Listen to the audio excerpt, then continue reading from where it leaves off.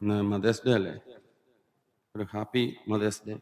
നല്ലൊരു ക്ലാപ്പ് കൊടുത്ത എല്ലാ അമ്മമാർക്കും.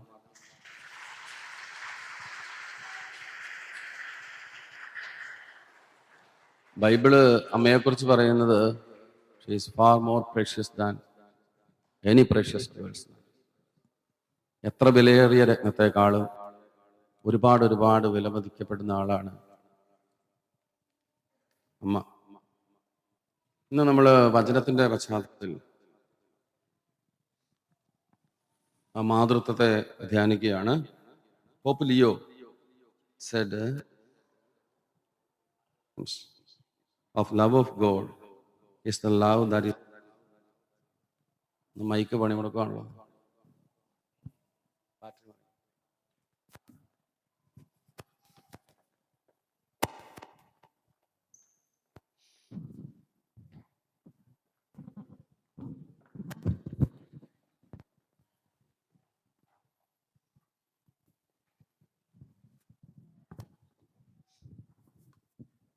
അമ്മമാരെ കുറിച്ച് ഏറ്റവും നന്നായിട്ട് വിശദീകരിക്കുന്ന വചനം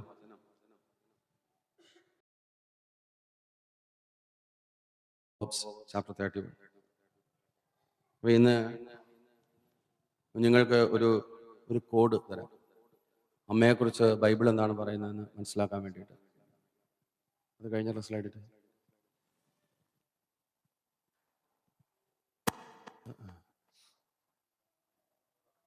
എന്നാണത്? കോഡ് എന്താണ്? PPCV. വായിച്ച്. PPCV. Can all of you say? PPCV. CCV ഉണ്ടല്ലേ? 2C, 2C, 2P and V. P square, C square, V. അതാണ് ബിബ്ലിക്കൽ മദർഹുഡ്. ഏത് ബുക്കിലാണ് ഉള്ളത്? ബൈബിളിലെ ബുക്ക് ഓഫ് പ്രോവേർബ്സ് ചാപ്റ്റർ 31. അപ്പോൾ first P stands for planning.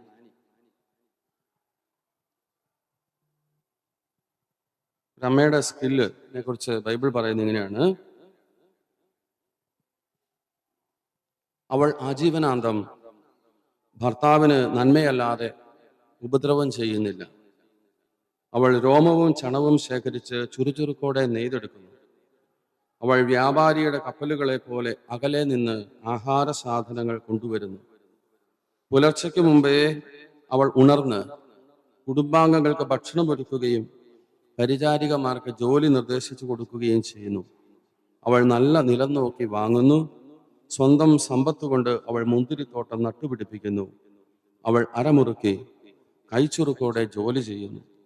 തൻ്റെ വ്യാപാരം ലാഭകരമാണോ എന്ന് അവൾ പരിശോധിച്ചറിയുന്നു. അവൾ രാത്രിയിൽ അവളുടെ വിളക്ക് അണയുന്നില്ല. ഒരു അമ്മയുടെ ജീവിതത്തെ പുലരും മുതൽ രാത്രിയാവും വരെ ബൈബിൾ എങ്ങനെയാണ് വിശദീകരിക്കുന്നത്? നല്ല പ്ലാനറാണ് ഓരോ അമ്മയും. അമ്മയുടെ പ്ലാനിങ് മനസ്സിലാക്കണമെങ്കിൽ നിങ്ങൾ ഹോളിഡേയ്സിന് നാട്ടിൽ പോകുമ്പോൾ അവനവൻ്റെ ബാഗ് അവനവൻ പാക്ക് ചെയ്താണ്. നാട്ടിൽ ചെല്ലുമ്പോൾ പിള്ളേർക്ക് വേണ്ട എസെൻഷ്യൽ സാധനങ്ങൾ പോലും ബാഗിൽ കാണുമല്ലോ. പിള്ളേർക്കല്ല, ചേട്ടന്മാർക്കും കാണുമല്ലോ. അതെല്ലാം അമ്മയാണ് ബാഗ് പാക്ക് ചെയ്യുന്നതെങ്കിൽ എല്ലാ സാധനവും ഇവിടെ ഉണ്ടാവും. അമ്മയുടെ ഒരു പ്ലാനിങ് മൈൻഡിനെ കുറിച്ച്, വീട്ടിലെ കാര്യങ്ങളിൽ അമ്മമാരൊരു അഭിപ്രായം പറയുമ്പോൾ അത് നമ്മൾ കാണാത്ത, ആണുങ്ങൾ കാണാത്ത കുറേയേറെ കാര്യങ്ങൾ അവരുടെ അഭിപ്രായങ്ങളിൽ ഉണ്ട് എന്ന് അപ്പന്മാർ തിരിച്ചറിയണം. വർക്ക് ചെയ്യുന്നുണ്ട്. അതുകൊണ്ട് അവരുടെ അഭിപ്രായങ്ങൾ വളരെ ശക്തമായിട്ട് മാനിക്കപ്പെടേണ്ടതാണ്, കുടുംബത്തിൻ്റെ ഫിനാൻഷ്യൽ പ്ലാനിങ്ങിലും അല്ലാത്ത പ്ലാനിങ്ങിലും. അപ്പം അതാണ് അമ്മയുടെ ഒന്നാമത്തെ ക്യാരക്ടറിസ്റ്റിക്സ് ആയിട്ട് പറയുന്നത്. രണ്ടാമത്തേതായിട്ട് ബൈബിൾ പറയുന്നത് കമ്പാഷൻ. അവൾ ദരിദ്രർക്ക് ദാനം ചെയ്യുകയും പാവങ്ങളെ സഹായിക്കുകയും ചെയ്യും. പണ്ട് നമ്മുടെ വീടുകളിൽ പിടിയരി പിരിവുണ്ടായിരുന്നു. പിടിയരി പിരിവ് ഇവിടെ ഇരിക്കുന്ന മുതിർന്ന എല്ലാവർക്കും അറിയാം. ഹൈറേഞ്ചിലേക്കും മലബാറിലേക്കൊക്കെ കുടിയേറിയവർക്ക് ഉറപ്പായിട്ടും അതിനെക്കുറിച്ച് നല്ല നിശ്ചയമുണ്ട്. അമ്മ കഞ്ഞി വെക്കാൻ ഓരോ നേരവും ഭക്ഷണം ഉണ്ടാക്കാൻ വേണ്ടി, ചോറ് വെക്കാൻ വേണ്ടി, കഞ്ഞി വെക്കാൻ വേണ്ടി അരി ഒരു പാത്രത്തിലിടും. അങ്ങനെ 7 ദിവസം കഴിയുമ്പോൾ 7ാമത്തെ ദിവസം ആ പാത്രത്തിലിരിക്കുന്ന അരി കാറ്റഗിസം പഠിക്കാൻ പോകുന്ന കൊച്ചിൻ്റെ കയ്യിൽ കൊടുത്തു വിടും. അല്ലെ രാവിലെ പള്ളിയിൽ പോകുന്ന ചേട്ടൻ്റെ കയ്യിൽ കൊടുത്തു വിടും. അത് പള്ളിയിൽ വെച്ചേക്കുന്ന പാത്രത്തിലിടാനുള്ളത്. ആ അരി ഭക്ഷണമില്ലാത്തവർക്ക് എടുത്തുകൊണ്ട് പോകാനുള്ള അരിയാണ്. ചിലപ്പം ആ അരി വിറ്റ് നമ്മുടെ പള്ളി പണിതിട്ടുണ്ട്, ആ അരി വിറ്റ് നമ്മുടെ സ്കൂളുകൾ പണിതിട്ടുണ്ട്. കത്തോലിക്ക സഭയ്ക്ക് ഉണ്ടായേക്കുന്ന ഒരുപാട് സാധനങ്ങൾ, ഒരുപാട് പ്രോപ്പർട്ടീസ് ഈ പിടിയരിയുടെ അമ്മമാരുടെ ത്യാഗത്തിന്റെ ഫലമാണ്. അവൾ ഔദാര്യത്തോടെ ദാനം ചെയ്തു. ഞാൻ ഓർക്കുന്നുണ്ട്, ഞായറാഴ്ച നമുക്ക് വീട്ടിൽ കഞ്ഞി വെക്കാൻ അരിയില്ലെങ്കിലും അമ്മ എടുത്ത് മാറ്റിവെച്ച പിടിയരി എടുക്കാൻ അമ്മ സമ്മതിക്കില്ല. അത് മാറ്റിവെച്ചതാണ്, അത് പാവപ്പെട്ടവർക്ക് മാറ്റിവെച്ചത്. അന്ന് ചക്കപ്പുഴുക്ക് തിന്നോണം, അല്ല കപ്പ പുഴുങ്ങി തിന്നോണം. അന്ന് ചോറില്ല. അതാണ് അമ്മയുടെ ഔദാര്യം. ഒരുപാട് ജനറസ് ആയിട്ടുള്ള അമ്മമാരുടെ പിന്തുടർച്ചക്കാരാണ് ഇവിടെ ഇരിക്കുന്ന അമ്മമാര്, നിങ്ങളെന്ന് ഓർക്കണം. എന്നിട്ട് നമ്മുടെ ആ ജനറോസിറ്റിനെ, ബിബ്ലിക്കൽ മദർഹുഡിലുള്ള ആ ജനറോസിറ്റി കുറഞ്ഞു പോയിട്ടുണ്ടോ എന്ന് നമ്മൾ റിഫ്ലക്റ്റ് ചെയ്യണം. നമ്മൾ വേണ്ടത്ര പാവപ്പെട്ടവരെ സഹായിക്കുന്നുണ്ട്. നമ്മുടെ നാട്ടിലുള്ള നമ്മുടെ ഇടവകയിലെ ഒരു പാവപ്പെട്ട ഒരു മനുഷ്യനെ സഹായിക്കാൻ നമുക്ക് പറ്റുന്നുണ്ടോ? ചെറുതായിട്ട് പറ്റുന്ന പോലെ അവരെക്കുറിച്ചുള്ളൊരു കൺസേൺ നമുക്കുണ്ടോ എന്ന് വചനം നമ്മളോട് ഈ ദിവസം ചോദിക്കുകയാണ്. അപ്പോൾ അതൊരു നല്ല ബിബ്ലിക്കൽ മദർഹുഡിൻ്റെ എക്സാമ്പിളാണ്. ഇപ്പോൾ പിള്ളേർ അമ്മയ്ക്ക് മാതൃദിനത്തിൻ്റെ സമ്മാനം സോപ്പും പെർഫ്യൂമും ലിപ്സ്റ്റിക്കൊക്കെ മേടിച്ചു തരാനായിട്ട് പ്ലാൻ ചെയ്യുമ്പോൾ അവരോട് പറയണം, നിങ്ങളെനിക്ക് ഇങ്ങനെയുള്ള സാധനങ്ങളൊന്നും വേണ്ട, നിങ്ങളത് ക്യാഷായിട്ട് തന്നാൽ മതി, ഞാൻ നാട്ടിൽ പോകുമ്പം ഒരു പാവപ്പെട്ട ഒരാളെ സഹായിച്ചോളാം. അതാണ് ജനറോസിറ്റി. മൂന്നാമത്തെ അമ്മയുടെ പ്രത്യേകതയായിട്ട് ബൈബിൾ പറയുന്നത് ചാരിറ്റബിൾ ലിവിങ് ആണ്, ഗിവിങ്. ചാരിറ്റബിൾ ഗിവിങ്, ഔദാര്യത്തോടെ ഉള്ള കൊടുക്കൽ. ഞാൻ മുമ്പ് സൂചിപ്പിച്ചതുപോലെ വചനം ഇങ്ങനെയാണ് പറയുന്നത്, അതിനെക്കുറിച്ച് പറഞ്ഞു, കമ്പാഷനാണ്. മൂന്നാമത്തെ പ്രത്യേകത കമ്പാഷനാണ്. വചനം 26 വാക്യം 31-26. അവൾ വായ് തുറന്നാൽ ജ്ഞാനമേ പുറത്തു വരൂ, ദയാമസരണമായ ഉപദേശം അവളുടെ നാവിലുണ്ട്. നമുക്കറിയാം, നിങ്ങൾക്ക് എന്നോട് വിയോജിപ്പുള്ള ഒരു കാര്യം ഇപ്പം നമ്മൾ വായിച്ചതാണ്. അവൾ വായ് തുറന്നാൽ, അല്ലേ, അവൾ യക്ഷിയാണ്, വലിച്ചു കീറിക്കളി, മനുഷ്യമാംസം ഭക്ഷിക്കും പച്ചയ്ക്ക്. പിള്ളേർക്കറിയാം, ചേട്ടന്മാർക്കും അറിയാം. പക്ഷെ അത് കഴിയുമ്പോൾ അവൾ ആരാണെന്നാണ്? ദയാമസരണമായ ഉപദേശം അവളുടെ നാവിലുണ്ട്. ഭർത്താവിന് പോലും ചില സമയത്ത് അവൾ അമ്മയായി തീരും. അതാണ് സ്ത്രീ.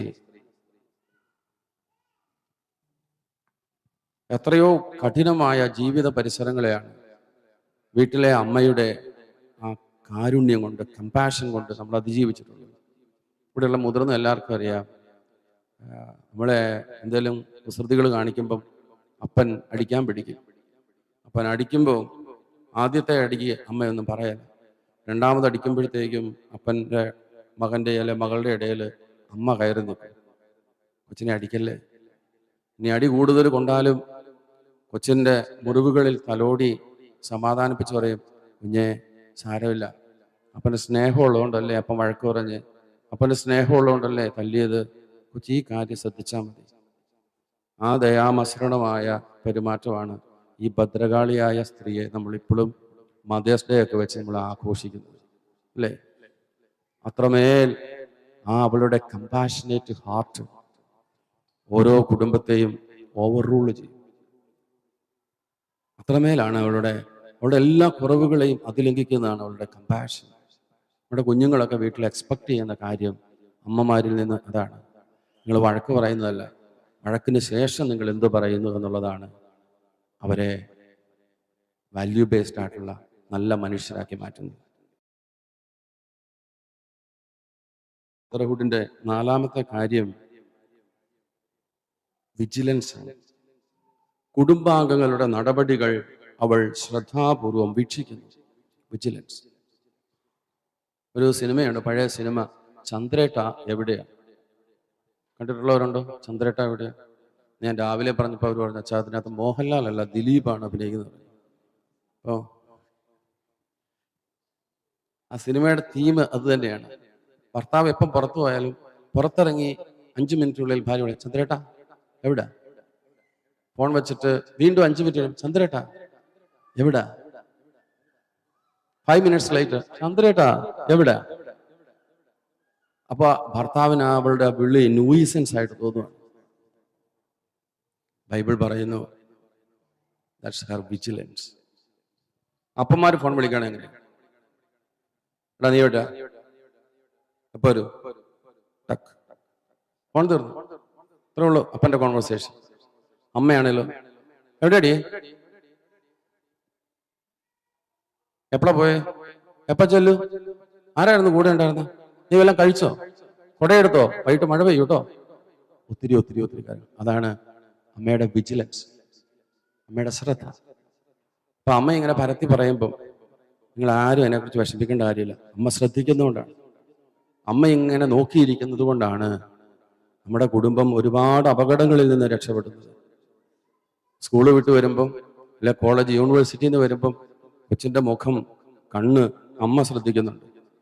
അവള് ആരോടും മിണ്ടാതെ കഥ കടച്ച് അകത്തിരുന്നാല് അമ്മ പിന്നെ അവിടെ വട്ടം ചുറ്റി നിൽക്കും. ഡേ കഴിച്ചോ? ചോദ്യം.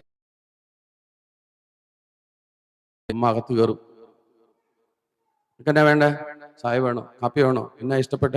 കാല് തിരുമ്മി തരണോ? തലവേദനയാണോ? അമ്മ ഒരുപാട് കാര്യങ്ങൾ ശ്രദ്ധിക്കുന്നുണ്ട്. അമ്മയുടെ ആ നിതാന്ത ജാഗ്രത നമ്മുടെ കുഞ്ഞുങ്ങളെ കഴുകന്മാര് കൊത്താതെ സൂക്ഷിക്കും. നമ്മുടെ മക്കള് നല്ല മനുഷ്യരായിട്ട് രൂപപ്പെടുത്തും. കാരണം അമ്മയുടെ ജാഗ്രതയെ എപ്പോഴും നമ്മൾ റെസ്പെക്ട് ചെയ്യണം. അമ്മ വിളിക്കുമ്പം ചോദിക്കുന്നതിനെല്ലാം സമാധാനം പറയണം. അവസാനത്തെ കാര്യം, ബിബ്ലിക്കൽ മദർഹുഡിന്റെ പ്രത്യേകത അമ്മയുടെ പ്രാർത്ഥനയാണ്. ഇതിങ്ങനെയാണ് നമ്മൾ വായിക്കുന്നത്. 30-ാം വാക്യം, സൗകുമാര്യം വഞ്ചന നിറഞ്ഞതും സൗന്ദര്യം വ്യർത്ഥവുമാണ്, എന്നാൽ ദൈവഭക്തിയുള്ള സ്ത്രീ പ്രശംസ അർഹിക്കുന്നു. അമ്മയുടെ ദൈവഭക്തിയാണ് നല്ലൊരു കുടുംബത്തെ ഉറപ്പിച്ചു നിർത്തുന്നത്, കെട്ടുറപ്പോടെ നിർത്തുന്നത്. അമ്മയുടെ പ്രാർത്ഥനയാണ് എല്ലാ കുടുംബങ്ങളുടെയും ബലം. ഞങ്ങൾ അച്ഛന്മാരായിട്ട് കണ്ടിന്യൂ ചെയ്യുന്നത് ഞങ്ങളുടെ മിടുക്കല്ല, ഞങ്ങളുടെ അമ്മമാരുടെ പ്രാർത്ഥന. നിങ്ങൾ നല്ല രീതിയിൽ കുടുംബജീവിതം നയിക്കുന്നത് നിങ്ങളുടെ അമ്മമാരുടെ പ്രാർത്ഥനയാണ്. അമ്മയുടെ പ്രാർത്ഥനയുടെ, അമ്മയുടെ മുട്ടയിലെ തഴമ്പിലാണ് ഇവിടെയുള്ള എല്ലാ. അതുകൊണ്ട് പ്രാർത്ഥിക്കുന്ന അമ്മമാരാകാനായിട്ട് ഈ മദേഴ്സ് ഡേയിൽ ദൈവം നമ്മളെ വിളിക്കുകയാണ്. നമ്മൾ പ്രാർത്ഥിക്കുന്നില്ലേ? ഇത്രയും പ്രാർത്ഥന പോരാ ഈ നാട്ടില്. കൂടുതൽ നിങ്ങൾ മുട്ടുമേ നിൽക്കണം, കൂടുതൽ ജപമാലകൾ ചെല്ലണം. നിങ്ങളുടെ കുടുംബ പ്രാർത്ഥനയിൽ കെട്ടുപോയ, കുറവ് വന്ന കാര്യങ്ങളെയൊക്കെ പരിഹരിച്ച് എല്ലാവരെയും ചേർത്ത് കുടുംബത്തിൽ കുടുംബമായിട്ട് പ്രാർത്ഥിക്കണം. ഒരുമിച്ച് വിശുദ്ധ കുർബാന അർപ്പിക്കാൻ വരണം. പള്ളിയോടും പള്ളിയുടെ കാര്യങ്ങളോടും ആഴമായ ബന്ധം, അത് ഭൗതികവും ആത്മീയവുമായ ബന്ധം പുലർത്തി കുടുംബത്തെ കൊണ്ടുപോകണം. ഇതെല്ലാം പ്രാർത്ഥനയാണ്. അപ്പോൾ ഇതാണ് നമ്മൾ ഇന്ന് കണ്ട മാതൃത്വത്തെക്കുറിച്ച് കണ്ട ബിബ്ലിക്കൽ മദർഹുഡിനെ കുറിച്ചുള്ള topics. So what was the formula as I told you? P square C square V. PP CC V. എന്നാണ്? P for planning, and the second P for prayer. C compassion, charitable living, and V for vigilance. ദൈവം നമ്മളെ കാത്തിരിക്കുന്നത് പോലെയാണ് ഒരു അമ്മയുടെ കാത്തിരിപ്പ്, നോക്കിയിരിപ്പ്, vigilance. പിതാവിൻ്റെയും പുത്രൻ്റെയും പരിശുദ്ധാത്മാവിൻ്റെയും നാമത്തിൽ ആമേൻ.